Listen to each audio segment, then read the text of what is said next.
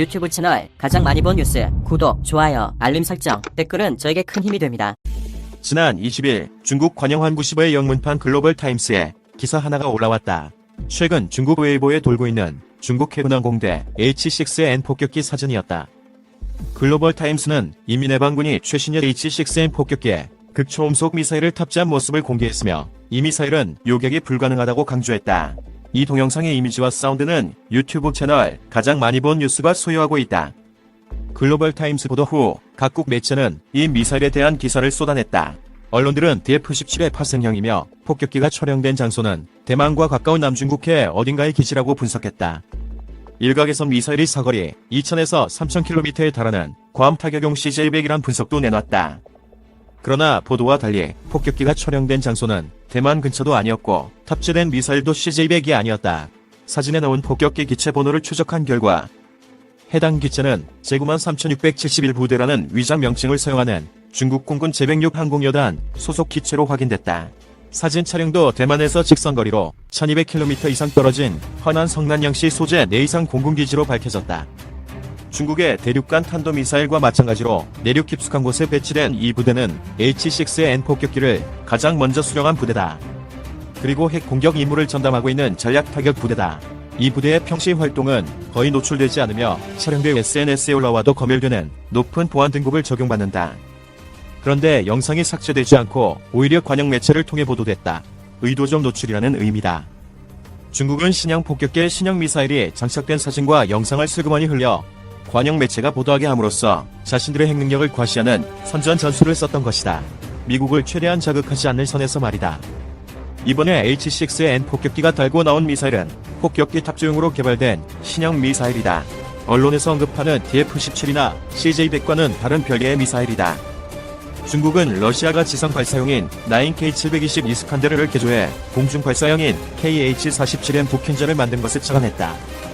이에 DF, ZF 극초음속 활공체 탄두를 공중에서 투사할 수 있는 새로운 플랫폼을 개발했다. 이번에 H6N에 장착돼 발견된 신형 미사일이다. 이 미사일의 탄두부는 DF-17과 모양이 거의 같다. DF-17과 같은 극초음속 활광체 탄두를 적용한 것으로 보인다. 이는 미국 육군과 해군이 공동으로 개발 중인 CH-주비와 유사한 개념으로 보인다. 중국이 밝힌 DF-17의 최대 사거리는 2500km가 넘었다. 하지만 DF, ZF 극초음속 활공체를 탑재한 미사일이 2017년 11월 시험 비행에서 보인 최대 사거리는 1400km다. 이번에 글로벌타임스에 보도된 신형 미사일은 공중 발사라는 이점 때문에 지상 발사보다 사거리가 연장됐을 수 있다. 그래도 발사 중량을 줄이기 위해 추진체를 경량화해야 해 연료 탑재량이 감소했을 것이다. 사거리는 지상 발사형과 큰 차이가 없었을 것으로 보인다. 그러나 이 정도의 사거리도 미국의 전략 거점인 괌을 타격하기엔 충분하다. 더구나 H6N 폭격기의 작전 반경이 3500km에 달하기 때문에 중국은 괌을 언제든 핵탄두 탑재 극초음속 미사일로 타격할 수 있는 셈이다. 글로벌타임스가 이 미사일은 요격이 불가능하다고 강조한 이유가 이 때문이다. 중국은 미국의 기존 MD 파워 시스템으론 요격이 어려운 극초음속 활공체 탑재 미사일을 공개함으로써 대미 경고 효과를 노렸던 것이다. 물론 이는 어디까지나 내수용이다. 유튜브 채널 가장 많이 본 뉴스 본 포스팅이 도움이 되셨다면 구독과 댓글로 관심 표현해주세요. 중국의 H6 폭격기가 큐슈, 오키나와, 대만으로 이어지는 미국과 일본, 대만의 방공 저지선을 뚫고 오키나와 동남부의 발사 위치까지 날아가는 게 불가능하다. 여기에 설령 발사한다 해도 미국은 최근 극초음속 미사일의 발사부터 비행전 과정을 추적할 수 있는 적외선 위성 추적 시스템과 요격 시스템을 구축하고 있다. 오히려 중국의 무력 시위는 역풍만 불렀다. 글로벌타임스 보도 다음날 로버트 오브라이언 미 백악관 국가안보보좌관이 미 본토 동부 메인주 포츠머스 해군조선 소프들을 찾았다. 미 해군의 잠수함 정비와 현대화 개장 공사를 담당하는 곳이다. 오브라이언 보좌관은 여기서 중국의 경도와는 비교할 수 없을 정도로 강력한 폭탄 선언을 했다. 그는 해군의 재래식 신속 타격 계획을 위한 극초음속 미사일을 제공해 원거리 표적을 제압할 수 있도록 할 것이라며 극초음속 미사일은 버지니아급 잠수함을 개조해 먼저 배치하고 주마르트급 구축함, 알레이버급 구축함 순서로 배치될 것이라고 밝혔다. 이 발언, 미군의 극초음속 무기 배치 순서가 상당 부분 조정될 것임을 시사한 거다. 당초 미국은 육군이 개발 중인 중거리 탄도미사일 LRHW를 최초의 실전, 배치 극초음속 무기로 계획하고 있었다. 개발 막바지에 와 있는 LRHW는 최근 시험 발사에서 15cm의 명중 오차를 기록했다. 사거리는 1600km 이상이며 평균 비행 속도는 마하오 수준이다. 대단히 불규칙한 비행 패턴 때문에 중국의 현재 MD 자산으로는 추적과 요격이 사실상 불가능하다는 평가를 받는다. LRHW는 C-17의 수송기에 탑재가 가능한데 주한미군 배치도 유력히 거론됐다. 주한미군이 군사의 이 미사일을 배치할 경우 미국은 베이징을 10분 타격권에 두게 된다. 이 미사일의 전 역화 예정 시기는 2022의 연도, 즉 내년 10월 이후다. 그런데 백악관 국가안보보좌관이 이보다 앞서 새로운 극초음속 무기가 전역화될 것이며 그 전역화 플랫폼이 잠수함이라는 이야기를 꺼냈다. 그것도 그 미사일이 탑재될 것이라고 언급한 버지니아급 잠수함 개조 현장에서 말이다. 오브라이언 보좌관이 시찰한 잠수함은 이미 건조됨이 해군에 인도된 버지니아급 잠수함 가운데 VPM을 장착한 블록 3 또는 블록 4 모델로 추정된다. 미 해군은 육군의 LRHW와 마찬가지로 극초음속 활공체인 CHGB를 투발하기 위해 2단 고체 연료 구조의 7m급 추진체를 개발 중이다. 이 미사일의 개발 진척 속도가 예정보다 빠르다면 현재 개조 공사 중인 버지니아급 잠수함의 VPM에 이 미사일이 탑재될 수도 있다. 현존하는 공격용 원자력 잠수함 중 최강의 차내 작전 능력을 보유하고 있는 버지니아급 잠수함이다. 세계 최악의 대잠 작전 환경을 가진 서해에 들어와 극초음속 미사일을 발사한다면 이는 LRHW의 한반도 배치보다 중국으로선 더 최악의 상황이다. 미사일 발사 지점이 서해 한복판이라면 이는 한반도에서 발사되는 것보다 베이징까지의 비행거리가 수백 킬로미터 줄어들기 때문이다. 미국은 서해에 항상 한 척의 공격 원잠을 배치해놓고 있다. 중국 때문이다. 중국은 달인의 원자력 잠수함 검수 및 정비 시설을 두고 있다. 서해 일대엔 항상 한 척 이상의 중국 전략원점이 머문다. 중국 전략원점을 담당하는 미국의 버지니아급 원점이 목표를 바꿔 베이징에 대한 극초음속 미사일 공격을 감행한다면 중국은 이를 막을 방법이 없다. 산둥반도 북동해역에서 베이징까지의 거리는 600km 안팎이다. 여기서 극초음속 미사일을 쏘면 5분이면 베이징에 도달한다는 얘기다. 미국 미사일이 발사된다면 중국에서 조기 경보와 대피를 위해 쓸 수 있는 시간은 길어야 3에서 4분 정도다. 미국 극초음속 무기의 서해 배치는 미중 간 전략적 균형이 완전히 무너짐을 의미한다. 중국 잠수함은 일본과 오키나와 대만이란 방벽과 미일 양국의 대잠 방어선 때문에 미국 근처로 갈 수 없다. 반면 미 해군은 수십 척의 잠수함을 베이징 인근 해역에 보낼 수 있다. 여차하면 수십 발의 극초음속 미사일을 날릴 수 있는 준비를 진행 중이다. 베이징은 자신에게 승산이 있다고 믿는 것일까? 유튜브 채널 가장 많이 본 뉴스, 여러분의 구독과 좋아요, 알림 설정은 컨텐츠 제작에 큰 힘이 됩니다. 시청해주셔서 감사합니다. 본 포스팅이 도움이 되셨다면 구독과 댓글로 관심 표현해주세요.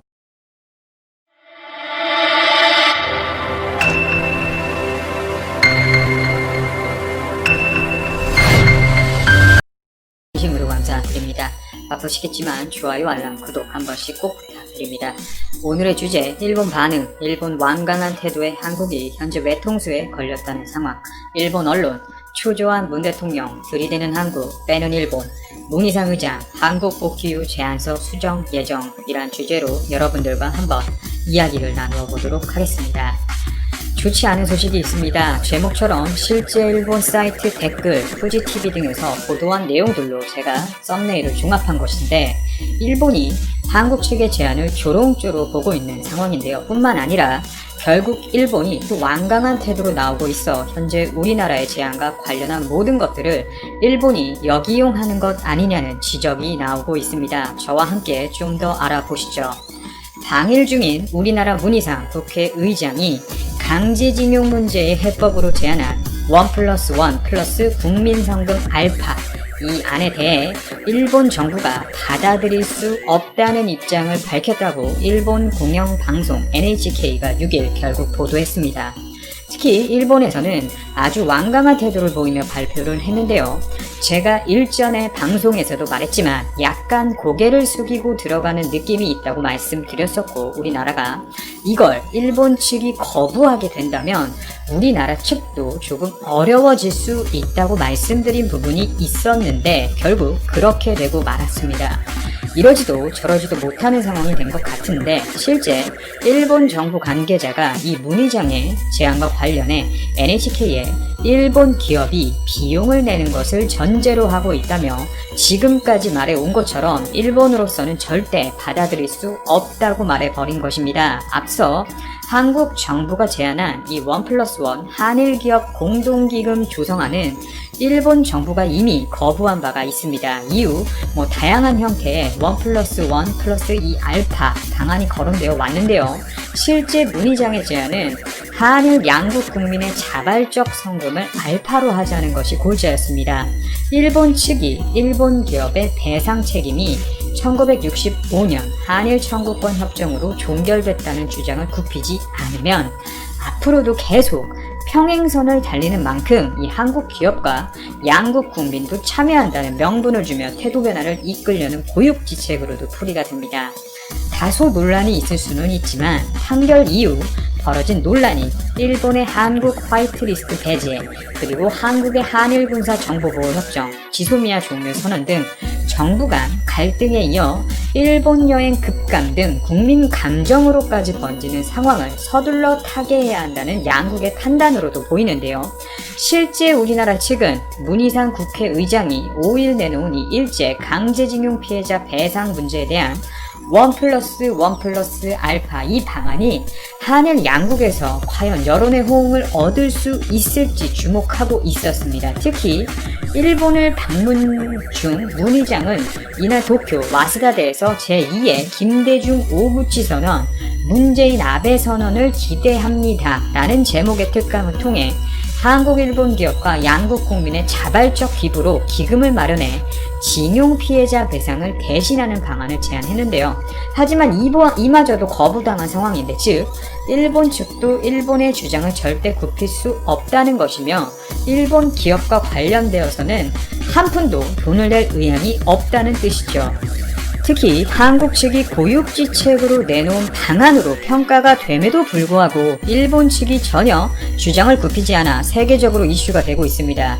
특히 NHK는 이 문의장의 제안을 도저히 받아들일 수 없다는 의견이 일본 정부와 여당 자민당 내에서 많다고 설명했는데요.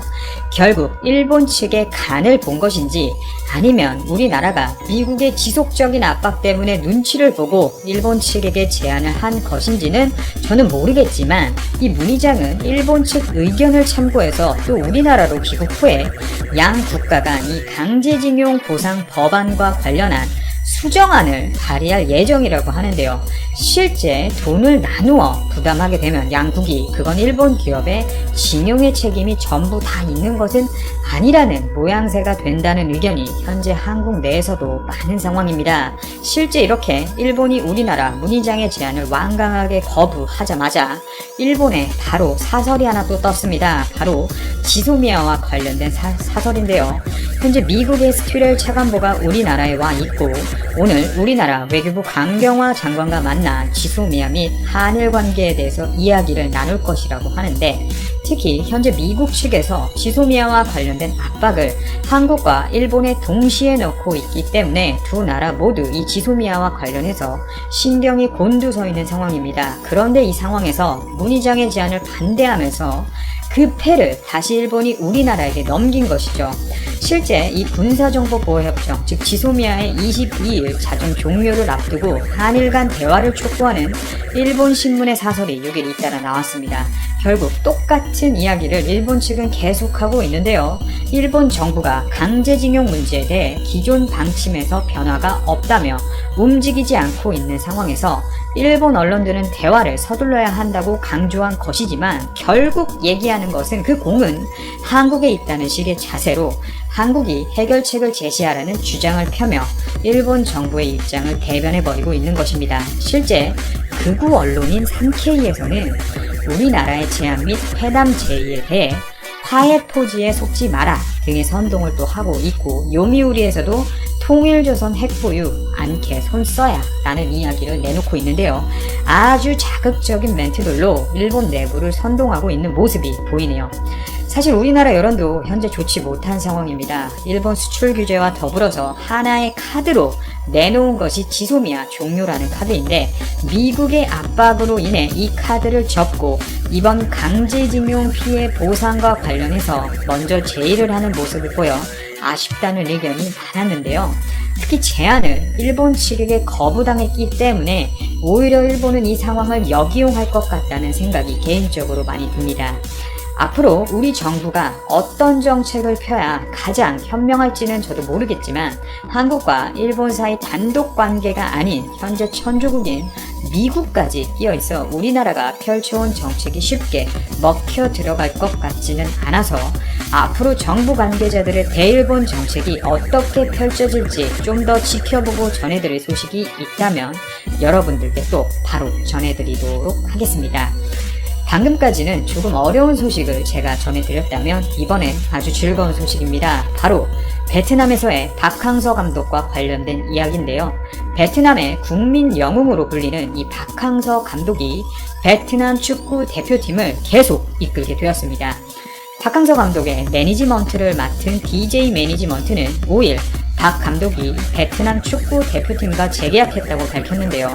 박항서 감독은 지금과 같이 베트남 성인 축구 대표팀 A 대표팀과 올림픽 대표팀 감독을 맡게 되지만 두 대표팀의 소집 시기가 겹칠 경우 박 감독이 코칭 스태프를 구성할 수 있는 옵션이 추가되었습니다. 좀 더 박항서 감독이 원하는 방향으로 이 베트남 축구팀을 이끌기에 적절해진 것이지요. 뿐만 아니라 박항서 감독은 베트남 역대 감독 가운데 최고 대우를 받는 것으로 알려졌습니다. 레호아야인 베트남 축구협회 사무총장은 최근 박 감독이 재계약하면 가능한 범위 안에서 연봉을 인상하고 이전에 없었던 혜택을 부여하기로 했다고 밝힌 바 있는데 박 감독의 현재 연봉은 세후 24만 달러, 한화 약 2억 8천만 원입니다.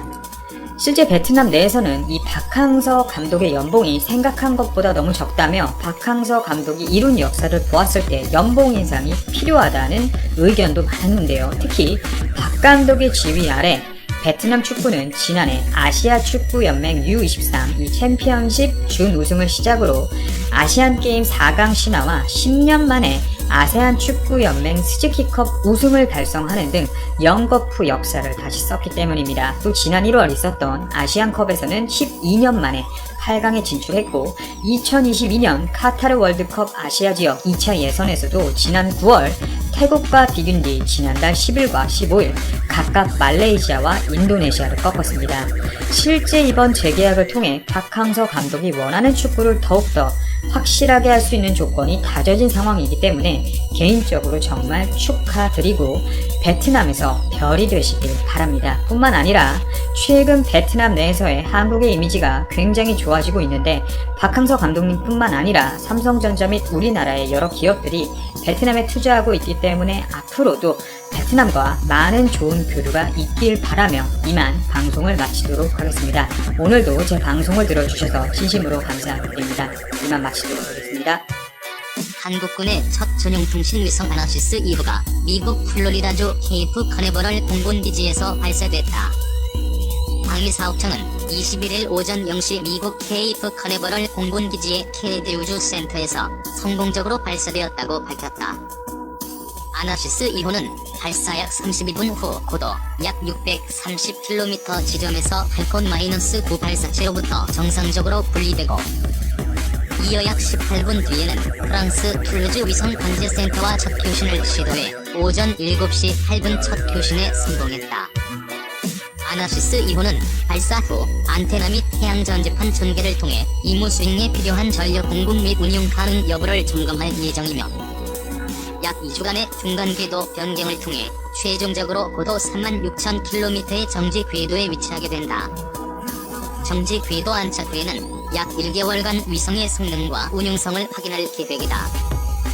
방사청은 지난 2014년 사업에 착수하여 약 7년간의 수많은 노력 끝에 아나시스 2호 위성 발사에 성공함으로써 우리 군은 기존의 민군 공용 통신 위성으로 활용되었던 무궁화 5호 위성을 대체할 최초 군독자 통신 위성을 확보하게 되었고 군위성 체계의 발전에도 크게 기여할 것으로 기대되고 있다고 전했다. 또 첨단 기술의 각 축장인 우주에서도 본격적으로 역량을 갖추어 나가며 앞으로 새로운 전장인 우주 공간에서 감시 정찰, 조기 경보 위성 등 우주 국방력을 단계적으로 확보해 나아갈 계획이다라고 덧붙였다. 이번 아나시스 2회 성공적인 발사로 인해 한국군은 정보 처리 속도, 전파 방해 대응 기능, 통신 가능 거리 등이 향상된 최초의 군전용 위성을 보유하게 되었으며 세계 10번째로 전용 군사 위성을 확보한 국가가 되었다. 아나시스 2호는 한국군이 F-35E 스텔스 전투기 도입하면서 로키드 마틴사와 맺은 절충 교역의 형식으로 제공된 것이다. 로키드 마틴과 하도급 계약을 맺은 에어버스가 유로스타 23000 위성을 기반으로 제작했다. 정부가 차세대 전투기 2차 사업으로 F-35E 스텔스 전투기 대신 수직 이착륙 기능이 탑재된 F-35B 기종을 도입하는 방안을 검토 중인 것으로 알려졌다. 23일 정부 소식통에 따르면 2021년부터 5년간 약 4조 원을 들여 추진하는 FX 2차 사업의 전투기 기종으로 F-35B가 고려되고 있다. 이는 해군의 경항공모함 건조 계획에 따라 함재기용 전투기가 필요하다는 군안 밖의 주장이 반영된 것으로 보인다. 군은 2014년 확정된 FX 1차 사업 계획에 따라 약 7조 원의 예산을 들여 F-35E 40대를 2021년까지 우선 전력화할 방침이다. F-35B는 F-35E와 달리 수직 이착륙이 가능한 리프트핀이 달려있어 경항모에 적합하다.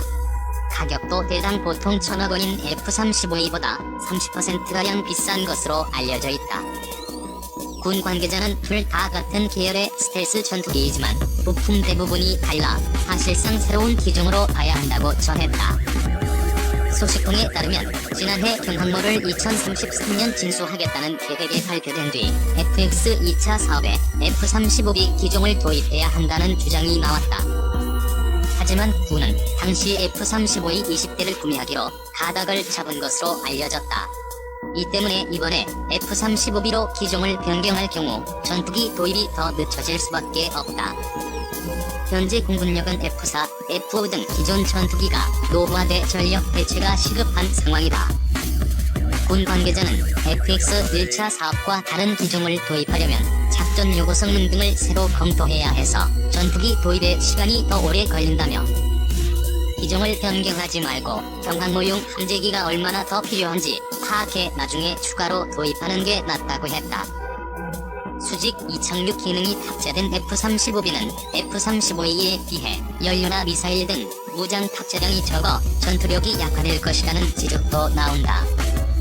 익명을 요구한 군사 전문가는 이전 정부 때부터 추진됐던 전투기 사업의 방향을 바꾸겠다는 건 새 전투기를 도입했다는 현 정부의 지적 쌓기를 위한 것이 아닌지 의심된다고 말했다. 한화리 펜스가 국산 장갑차와 자주포 기술을 결합해 개발한 미래형 장갑차 레드백 2호 원 규모의 호주 보병 전투 장갑차 사업의 최종 관문을 앞두고 있다. 한화리 펜스는 지난 24일 출고한 보병 전투 장갑차 레드백 시제품 2대가 호주 육군의 최종 시험 평가 단계인 RMA 이행을 위해 오는 28일 핀테강에서 선적돼 호주 멜버른항으로 향한다고 26일 밝혔다. 이번 시제품 납품은 호주 육군의 궤도형 장갑차 도입 사업인 랜드 400 페이스 3을 따내려는 작업이다. 레드빅은 이 사업의 최종 2개 후보 장비 중 하나로 선정돼 호주 방위사업청과 450억 원 규모의 RMA 계약을 체결했다. RMA 계약은 최종 우선 협상자 후보를 결정하기 위해 현지에서 각종 성능 시험 평가와 운용자 평가 등을 통해 후보 장비들에 대한 요구사항 충족 여부를 평가하기 위한 절차다. 레드백 장갑차는 한국군의 실전 배치에 성능이 검증된 K-21 보병 전투 장갑차 개발 기술의 K9 자주포의 파워팩 솔루션을 더해 방호력과機動성을 강화한 궤도 장갑차다. 반능동식 유기압식 현수 장치를 도입해 자체 중량을 줄이면서도 특수 방호 설계로 지뢰와 총탄 공격에 대비한 방호 능력을 강화했다. 또 호주와 이스라엘 기술을 접목한 30mm 포탑과 대전차 미사일 등이 탑재됐다. 한 바디펜스 관계자는 이번 출정식은 특히 코로나19 여파 속에서도 차량의 설계와 제작, 검증 등을 차질 없이 기한 내에 완료해 대한민국 최대 방산 수출 프로젝트의 대장정을 떠난다는 점에서 의미가 크다고 했다. 지난 24일 한화디펜스 창원이 사업장에서 열린 출정식에는 이성수 대표이사를 비롯해 레드백 개발 참여 임직원들이 참석했다. 한국은 과거 말레이시아 등에 소규모로 장갑차를 수출한 사례는 있었지만 이번에 수주전에서 최종 승리하면 선진국에 대규모로 납품하는 첫 번째 사례가 된다. 현지 시험 평가는 오는 11월부터 약 10개월간 호주 육군 주관으로 차량 성능과 방어 능력 테스트, 운용자 교육 및 평가 등이 진행된다. 2022년 최종 후보 기종이 선정될 예정이다. 출정식에 참석한 이성수 대표이사는 세계적인 방산업체들과 경쟁할 수 있는 차세대 장갑차 개발을 완료함으로써 대한민국의 방위산업 기술이 새로운 시장을 선도할 수 있는 획기적인 계기가 될 것이라며 지상무기 체계 분야에서 쌓아온 역량을 결집해 시험평가에서 장비 우수성을